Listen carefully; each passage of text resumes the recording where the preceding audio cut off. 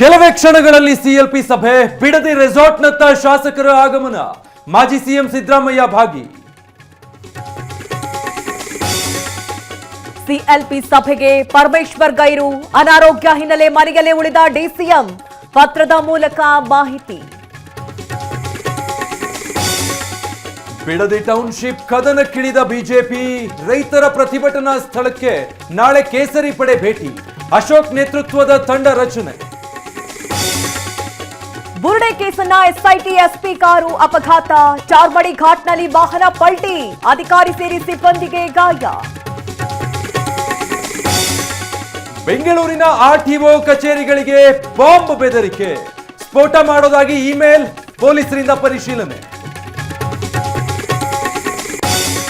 ಶಾಲೆಗೆ ತೆರಳುತ್ತಾ ಇದ್ದ ಶಿಕ್ಷಕರ ಮೇಲೆ ಕಾಡಾನೆ ದಾಳಿ, ಬೈಕ್ ಜಖಂ, ಇಬ್ಬರು ಬಚಾವ್. ಚಾಮರಾಜನಗರದ ಕೋಳಿಪಾಳ್ಯದಲ್ಲಿ ಘಟನೆ.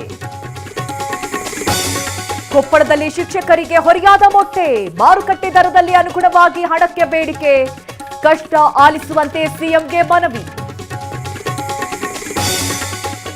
ಯಾದಗಿರಿಯಲ್ಲಿ ಒಪಿಡಿ ಚೀಟಿಗಾಗಿ ಪರದಾಟ, ತಾಯಿ ಮಕ್ಕಳ ಆಸ್ಪತ್ರೆಯಲ್ಲಿ ಫುಲ್ ಕ್ಯೂ, ಹೆಚ್ಚುವರಿ ಕೌಂಟರ್ಗಳ ಓಪನ್ಗೆ ಮನವಿ. ರಾಮ ಮಂದಿರ ದೇಣಿಗೆ ಸಂಗ್ರಹದಲ್ಲಿ ಅಕ್ರಮ ಆರೋಪ, ಬಿಜೆಪಿ ಆರ್ಎಸ್ಎಸ್ನಿಂದ ಲೂಟಿ ಎಂದ ಕಾಂಗ್ರೆಸ್, ಎಸ್ಐಟಿ ವರದಿಯತ್ತ ಚಿತ್ತ.